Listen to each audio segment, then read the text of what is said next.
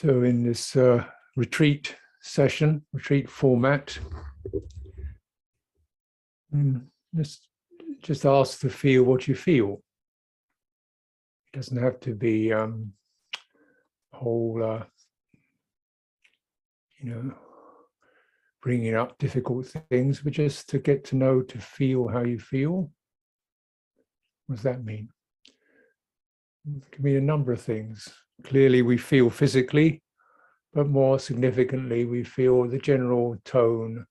I feel comfortable. I feel interested. They're not really feelings. They're whole kind of emotional streams, emotional states, heart states. We call them mind states, but actually they're heart states. Which could be, I feel enthusiastic. I feel uncertain.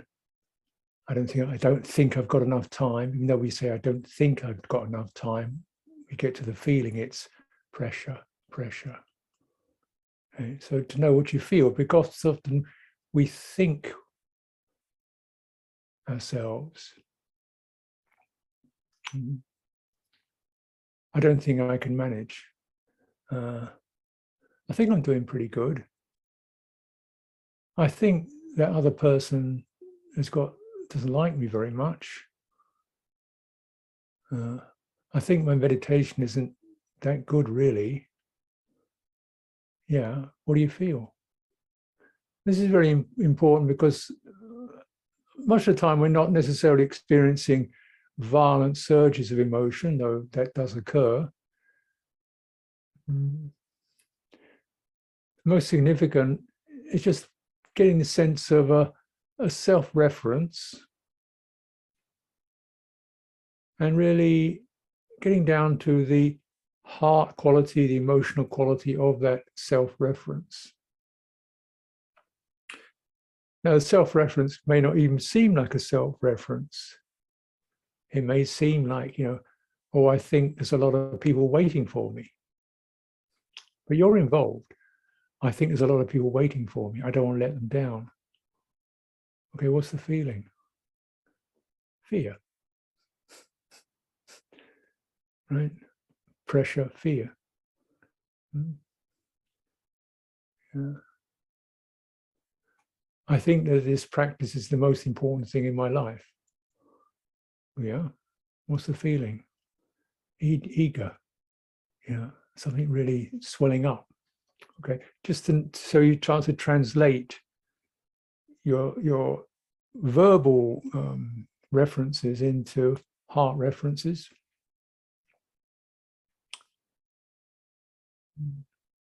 And so getting familiar with that. Any scenario in which you appear, right? I really don't think that Jeffrey and Harry really did a good job here yesterday. You don't even appear in that, verbally, but I think that Harry and John didn't do a good job here. What's that? You're still involved with it because you're forming the thought, aren't you? You're in that. What's that? Frustration, maybe. Yeah, disappointment, a little bit of anger. I mean, you're not flaring with rage, but it's a feeling, let me down. And then if you go into it, the feeling of, yeah, people never do really what I want them to do. They never turn up on time. And you get these never, always. I always have to do it myself because I never get a chance to take because nobody else really does as much as I do. Okay, do you hear those? Okay, what's the feeling? It's always just one word. The heart only speaks one word. The head speaks many words. So if there's a lot of words, you're still referring to the head description, the thought description. You get down to the heart, it's one word, it's abandoned, alone, not cared for. Well, that's 3 words, but you see what I mean? It's just one pop. Oh, then you get that, oh, what's that feel like? Oh, now that's got some energy in it. There's a certain familiarity to that pattern. A certain, yes, oh, here I am again, you know. And where's that? When you get that reference, swirling, tangled, then I feel this kind of uneasy feeling in my guts. Okay, you got it. And now, so why do we want it? Why do we want to get it anyway? It doesn't sound very pleasant. Well, because instead of thinking about John and Harry not turning up and doing the job that you wanted him to do, and so and having this chit chat in your head, which you then probably believe in, and next time you see John and Harry, you think, oh, there's so and so never does a good job, you know. And you've got this whole story going on in your head, yeah, about you always have to do all the work here and nobody ever turns up on time. You get that one. Well, that story going on. So when you sit and meditate, it starts babbling.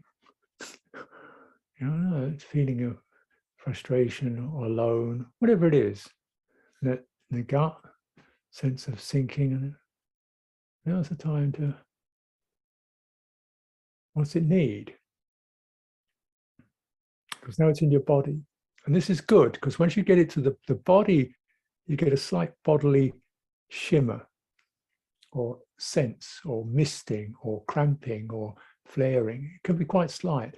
It could be quite profound. It could be in generally these very sensitive areas: throat, the face, the head, belly, chest. You know, the whole upper torso is where the memory, generally most of the memory is there, and it touches into something that's got a certain me profile to it. I always have to do. I never get. Nobody supports me. They always do this to me. You know, that kind of impression. Wow. Okay, let's have a look, feel that one. Maybe it's in my gut. What's needed? What does it need? Now, I don't want it. I don't want it. I think it's stupid. I don't want it. I should get over it. It's silly. Get on with life. No, that's what I want. But this isn't about what I want. This is about chitta, heart, being cleared of this emotional profile of being the one who's left out, for example.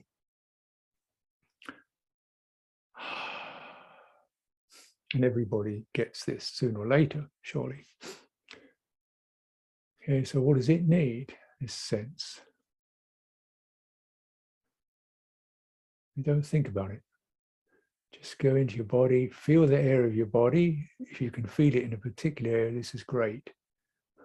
Because then staying in that area and expanding your awareness to include a wider degree of your body,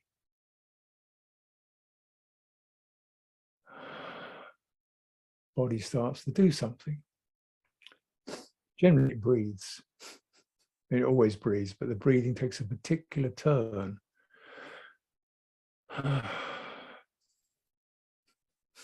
Sometimes it breathes out, or sometimes it sort of, it's not exactly the air breath, it's that the life force as it manifests in breathing gives a little shift. And then, oh, suddenly there's a sense that occurs in the body of a, oh yeah, and then there's a feeling of release. So it means we can take these seemingly, it's embarrassingly petty issues and squabbles and topics that come up in our day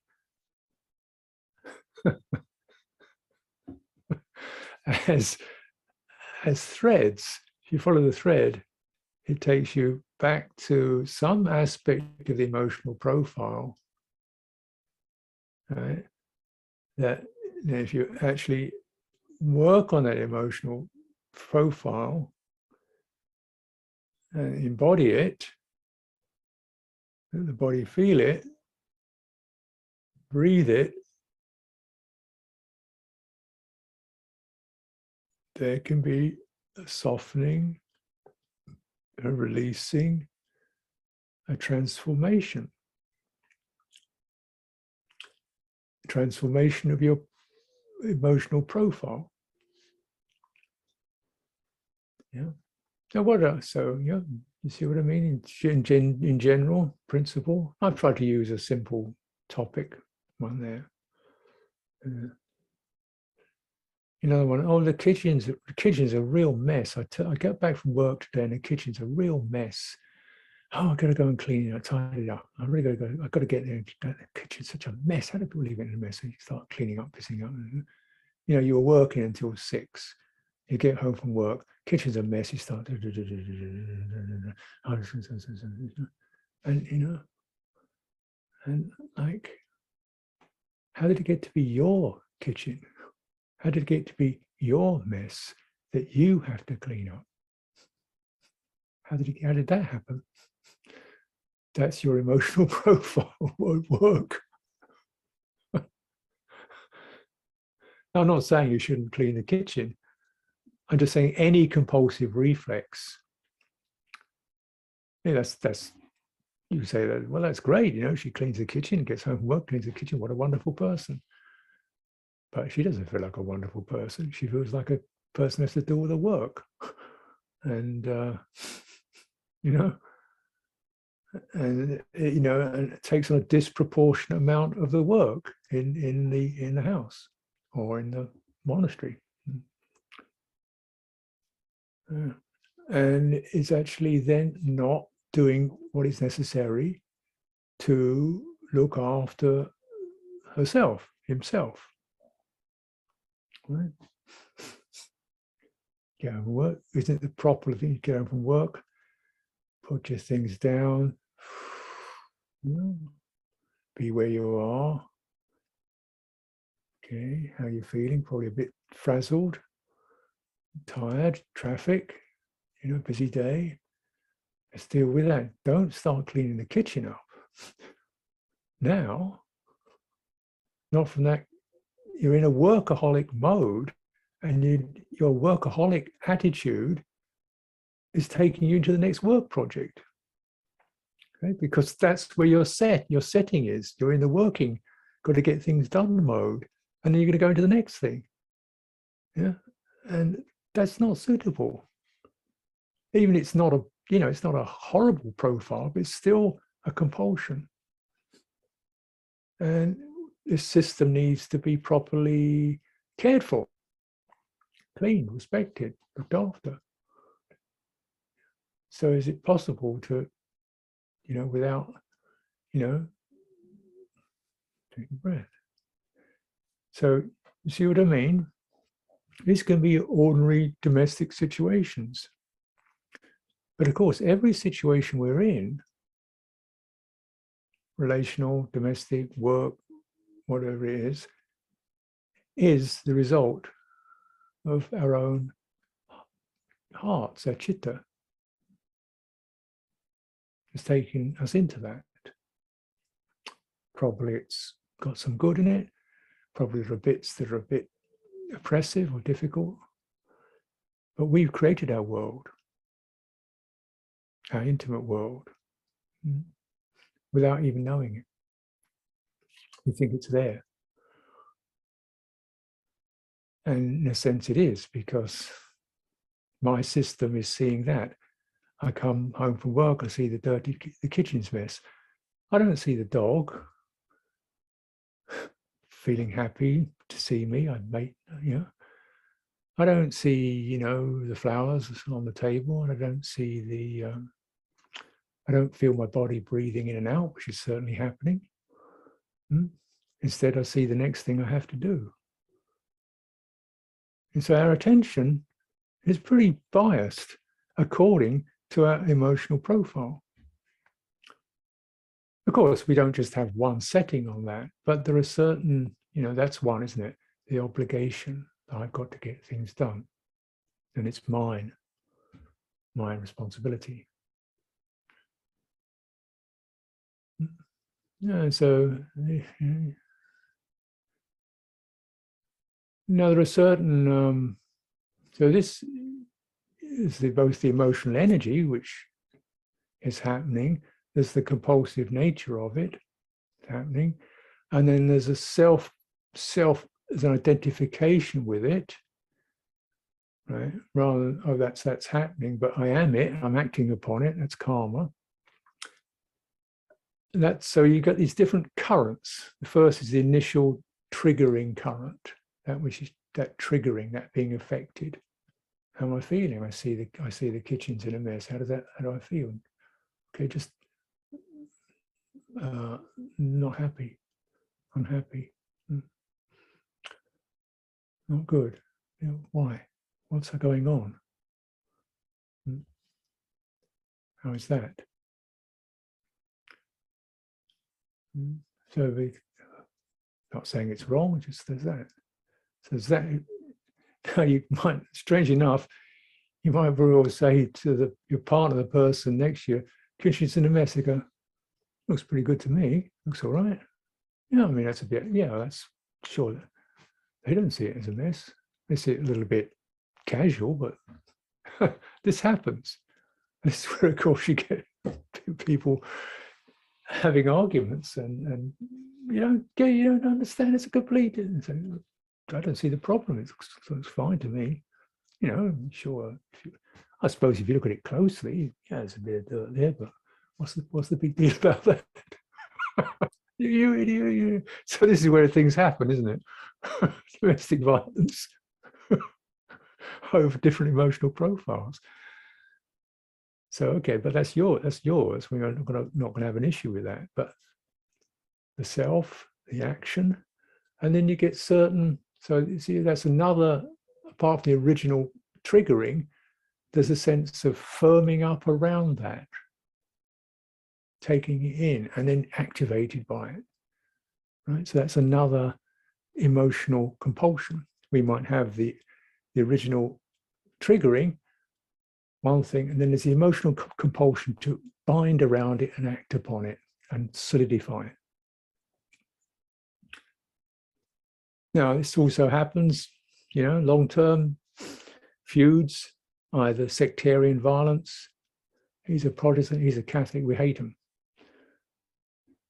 Let's come back, Northern Ireland, kind of thing happens. He's black, ignorant, rapist, or something or the other. These things happen. It's a sectarian thing. Divisive. It can happen in families. That's my niece who's a lazy so-and-so, never, she didn't, somebody becomes identified with my emotional projection onto them before they even open their mouths. So that, whereby we don't actually open to receive something fresh as it is. We're seeing things through very tinted heart spectacles. And then we take a stand on it. Some of these can be really, really gripped, So we get situations where the identification is so strong that a person cannot let it go because it's my hatred that keeps me going. My grudge I will carry to my grave, my resentment and grudge, because it's become me and I'd feel confused without it. I mean, clearly people don't think this way, but grudges and things of this nature can be held with such tenacity because it becomes myself and it tells me where I am. It becomes almost a security device. Yeah. I hate the people next door. I hate Jews, I hate Muslims or whatever. Right. Now I know where I am. So I'm not going to let that one go because it gives me an identity. And then, anybody who challenges that identity, I'm not going to listen to them. So people just, and they don't really realize the insecurity underneath that means you have to take a position on something, on an emotional response in order to feel secure.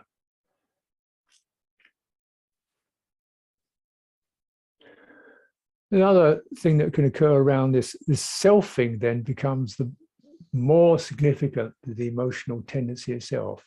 Everybody gets angry, everybody gets sad, everybody gets fearful, everybody feels insecure, everybody gets this, that, and the other, everybody gets feeling dumped on, everybody feels joyful, everybody gets happy. You know, these are very normal palette of human emotions. Yeah. Now they can be managed, but if there's a big self sitting on top of them, they can't. That acts as like it seals them in to the identity packet. It's a membrane around it that seals it all in. Now you can also get, so it's the self thing is the main thing. Now as you get a kind of another layer around that, which is a kind of sort of what we call the superego self, which says, you know, you shouldn't feel like this, or don't bother with that. That's true. So you get something that actually stops you penetrating that particular identity. I'm always this way. That's the way it's going to be. I'm always like this. That's just my nature.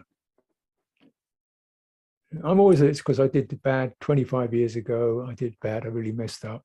So I'm like this. Don't enter it. I feel insecure and I'm an addictive personality because of this.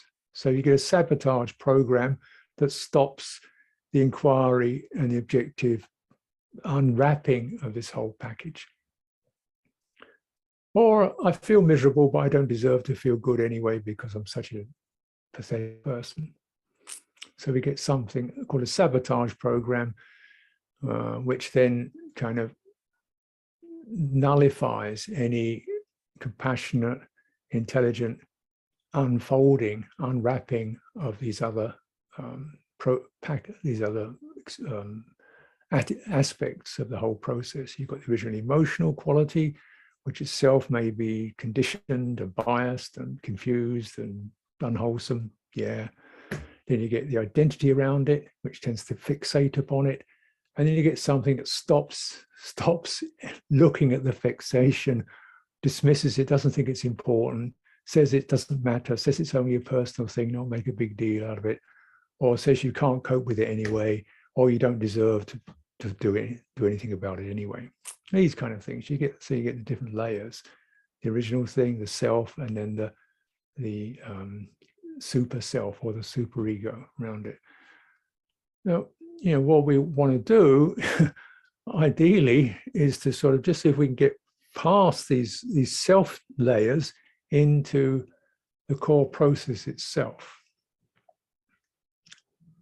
because that's direct, and the self stuff, you know, it falls away if the original emotional trigger is understood and released properly. Because in order to release these, we might say, our fundamental emotional patterns and processes and reflexes, we have to build, nourish, grow a core presence, an embodied, core, stable, open, spacious presence that can do that, because I can't do it. That's my self thing. Myself cannot undo that. You can only add more. I shouldn't be this way. I'll deal with it. If I meditate hard enough, long enough, I will get through it. That doesn't do it. But there is, I'm calling it, you know, core presence, or you could, you know, pure presence or embodied awareness. These are the terms that one can use. That can do it. And it also, the cultivation of that provides the kind of security that the self longs for and has to get through clinging to something. Even if it's rubbish, clings to it. The core presence provides the stability that means that clinging is no longer necessary. The core presence provides the kind of balanced, happy, pleasant quality of being that the self-program doesn't have to go searching for something to feel happy about, because the core presence is happy. It's because it's not compressed, it's not contracted, it's not distorted, it's not in pain. So why shouldn't it be happy? It's comfortable. So once we provide,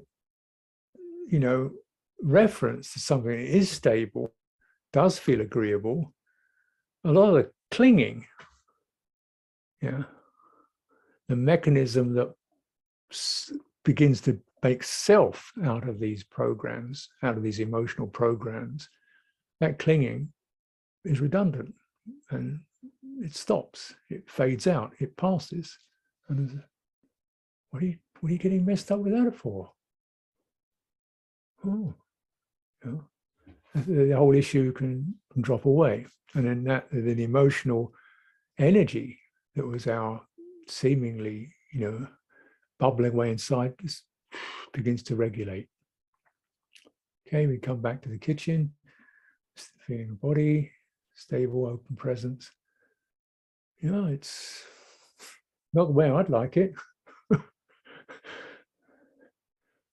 Yeah, that's not the way I'd like it, personally. Totally different response. Could be totally genuine, completely personal, it's completely subjective, Yeah, well, I could see it another way. I could see, my room for improvement here. Yeah, well, instead of that, God, every day I've got to clean up this kitchen and memory, just looks like could be improved here. Totally no person in it. There's nobody in the kitchen.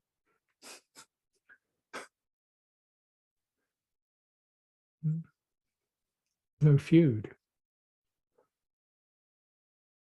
There's no oppression, no weight, no I've got to, no nobody cares, no it's all up to me, none of that.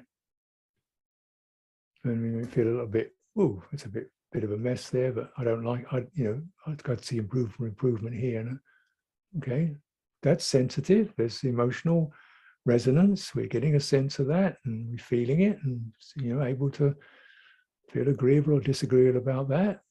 But instead of that bond, that clinging, there's a sense of, oh, well, maybe, perhaps we could look at that in time. Right now, I think I need to just take a rest. Got back from work, take a rest, feel what's happening in my body, take a few breaths, refresh myself, deal with really what's important. Yeah, because you're the most important thing in life, you should be, but not your identity package with its story, but your core presence is the gift, the treasure, the gift that's there for you. Yeah. And it provides you with stability, balance, agreeable qualities, intelligence, and it's able to help you. And you should look at it. You should refer to it. You should return to it many times. And so right now, I'm not really talking about huge traumatic processes, but just the average everyday, little niggles and irritations and passions and compulsions. So what's the model for this, the practice model for this? It's called whole body awareness.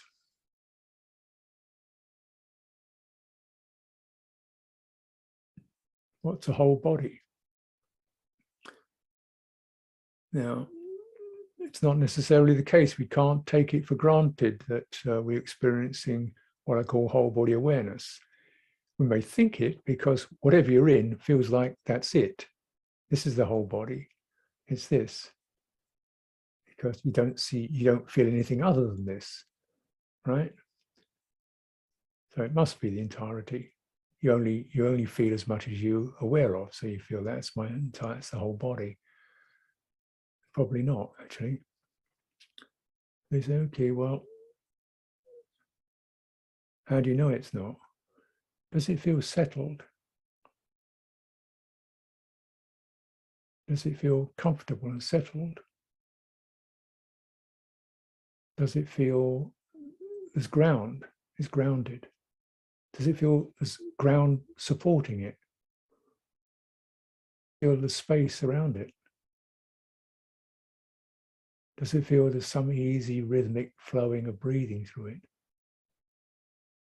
No, it doesn't. It feels like a certain gripped sense. Mostly, I think, oh yeah, there's a sort of like gripping in my chest. I didn't even recognize that. And there's a bit of a tremble in my belly. Yeah, doesn't feel like there's ground beneath it. It feels like it's holding the whole thing. It's holding the whole thing. Well, and the breathing is kind of erratic. I don't sense any space around this. Okay, that's not your whole body. That's your emotional profile. Being how your emotional profile as it's being mapped by your body.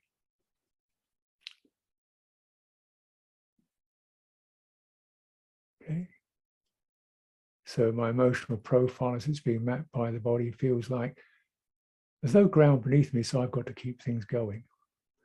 There's no space around me, so I better hurry up. Yeah. I've got the next thing to do. There's no space. And the breathing is sort of erratic. There's no steady, comforting rhythm. And that's your emotional profile as it's being felt directly in your body.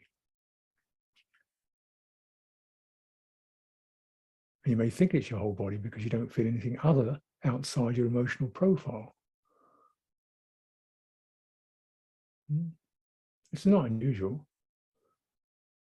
So you might say, oh, well, where is there some ground then? Is there any ground? Let's follow that one. Oh, yeah. So we do some standing or some sitting. Oh, yeah, there's that sense of solid something carrying this body. The body isn't carrying itself. Something is carrying it. Breathing changed.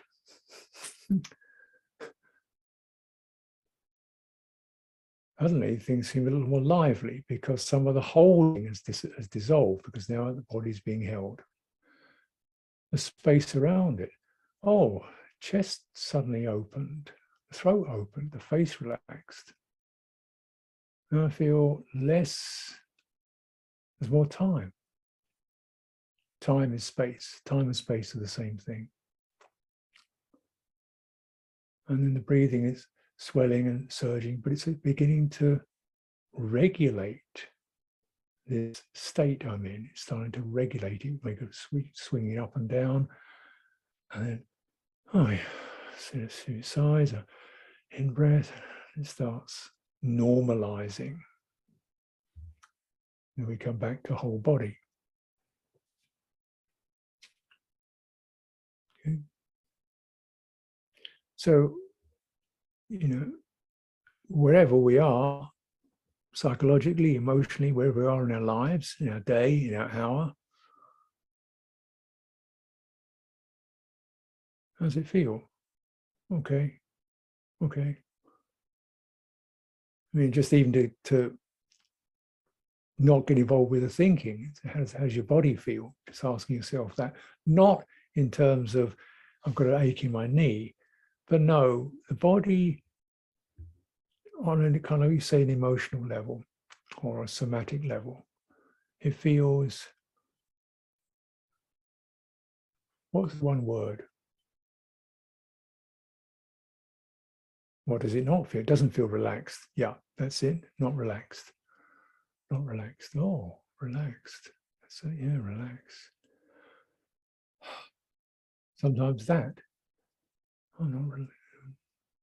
Can't relax because I've got to manage this thing I'm doing right now. Okay. Then it's called holding something together. Not good, not bad. It's that. Know what's happening. And how are you with that? It's okay. Would you like it to finish? Would you like not to be doing it?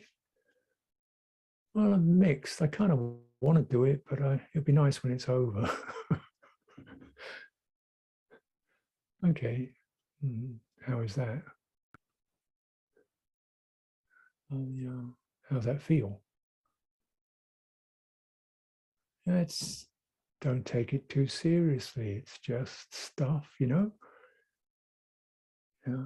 Can we handle our day, handle our project, handle our Zoom session without that sense of it's up to me to make sure it works, manage it? No, it's not up to you, really. If the internet fails, if somebody doesn't push a button, it's understandable to feel like that, but it's just play, you know. This isn't work, this is just play. Yeah, it's just play. Oh, really? Yeah, it doesn't matter if it fails, it's okay. Oh, yeah. Then we approach what we're doing from a more wholesome attitude. Because when you know it's wholesome because suddenly you light up and you relax and your whole body feels present. You think, oh yeah, this is okay. I'm still alert. I'm still attuned. I still want to be part of the game. It's an important game. I want to commit to that and do what I can with it. But I'm no longer held by that sort of background worrying, what if it goes wrong? Because me worrying about it, where it's going to go, is not going to make it wrong or right. It will go wrong or right anyway. And me worrying about it isn't going to really change anything. Can I be alert, attentive, but it's still play? Yeah. That's possible. Now, it's been very verbal so far, but what's the simple step?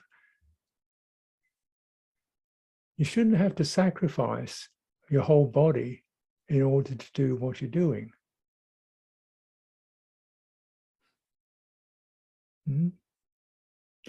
You're cooking, and it's important. You want to cook a good meal. You want to get it right because you care. Beautiful. You care. And you want to get it right. So you're cooking a meal. Now, is it possible to recognize that actually not all conditions are under your control? You know, sometimes the cooker doesn't work, or somebody interrupts, or something breaks, or there's a telephone call, or something comes in, and suddenly attention is jolted. You cannot get it right according to the ideal perfection that you wish for. But you can play it.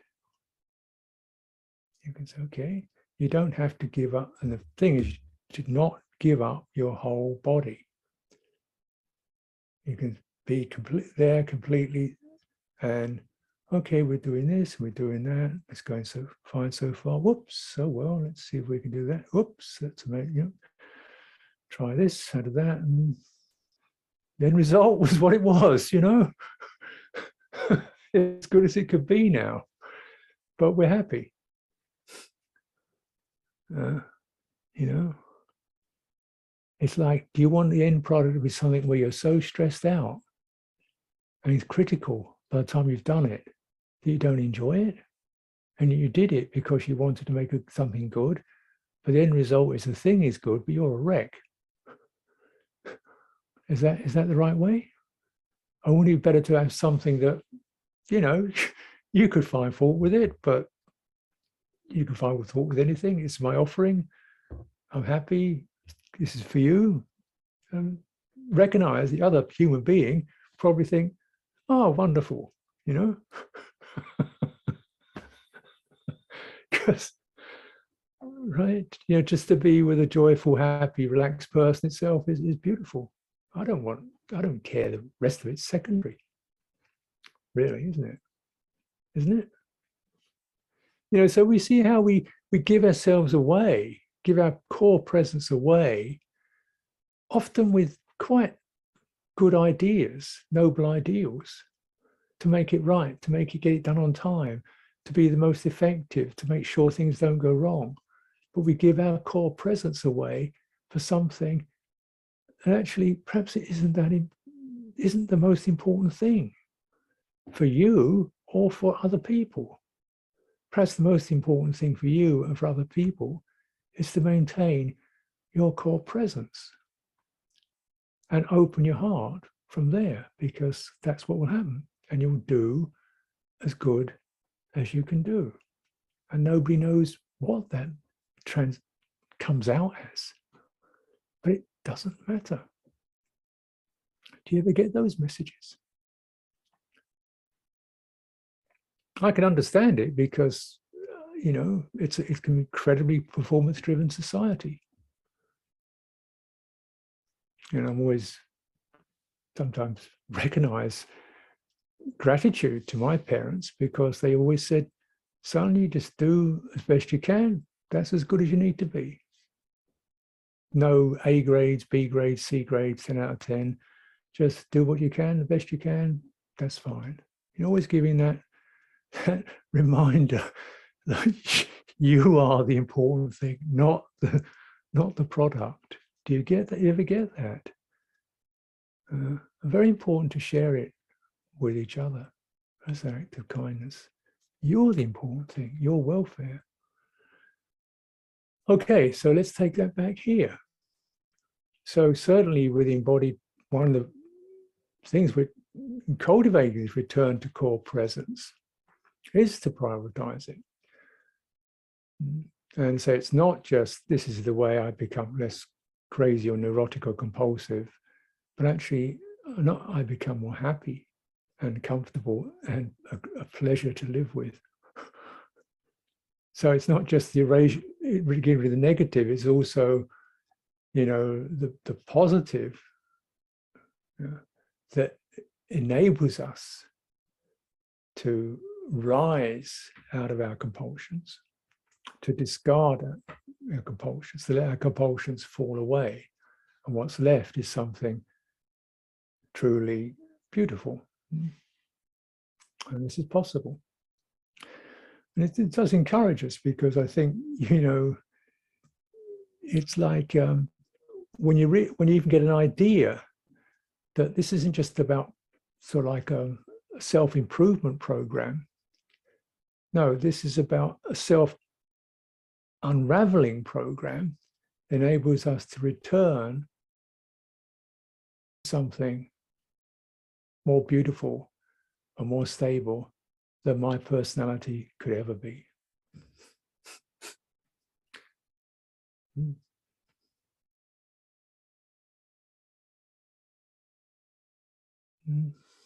And we begin with just that very simple process. So we're sort of sitting here, standing here, walking here. How is it? Nothing much.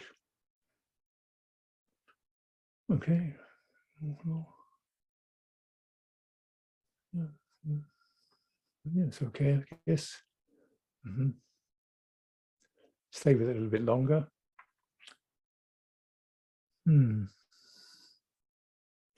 Remember things I'm supposed to be doing. And I'm wondering, so what happens next in this meditation? Am I doing the right thing? Should I get into something? Am I supposed to be focusing on something? Or what? And how long does it go on for? It started. The process has started. What's happening? How you feel now? a bit unsettled and agitated.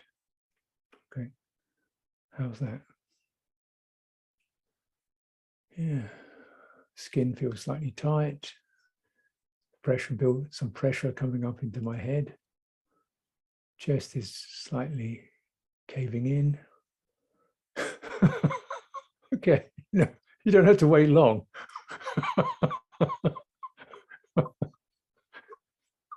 It shows up. It shows up, the profile shows up. Okay, now, so rather than, well, I can't this meditation, I've got to make the next thing happen to make sure I get that's the program speaking. That's the profile is now speaking. It's speaking through your head in complicated ideas and memories. It's, what's the feeling? Unsettled, unsteady. Okay, so how is that in your body?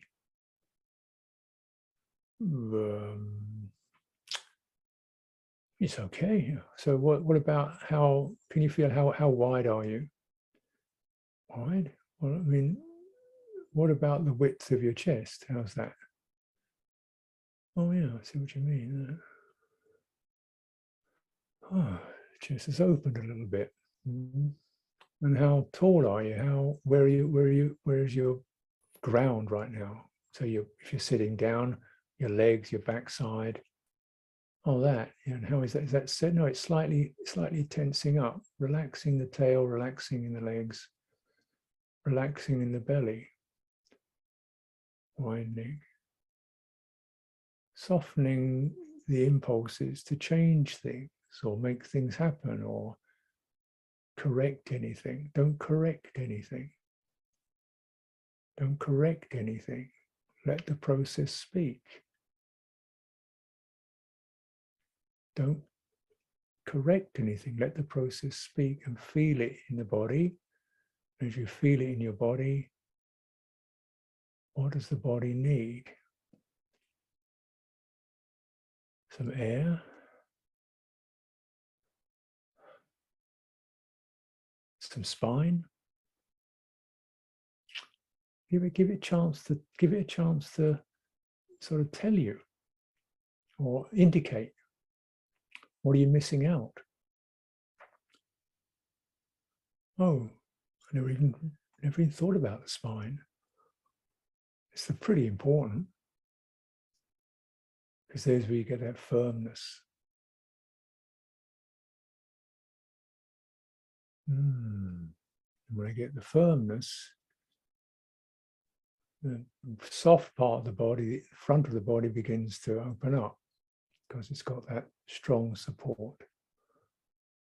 And there's a certain emotional ripple with that. So it's quite agreeable, actually, opening, quite agreeable. And then perhaps some emotional turbulence moves around. Breathing in, breathing out.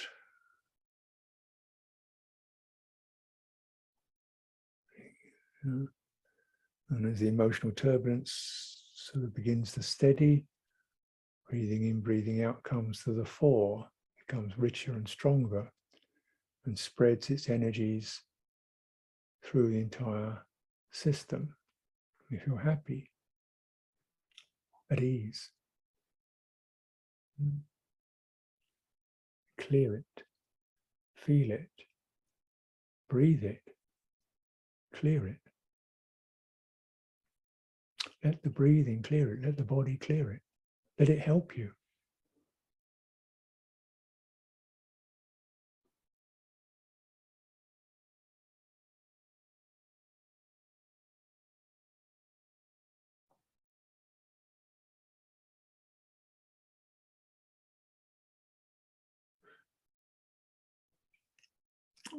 So let's take some time for direct practice, but I'd just like to add a remark or two. Don't concern yourself with trying to understand it, why you feel this way. You could get that. It could be a realization that occurs. If it occurs, fine, but it's a sort of an extra, because the things you just want to clear and return to this core presence and enjoy it. Yeah. So don't try to understand it, figure it out.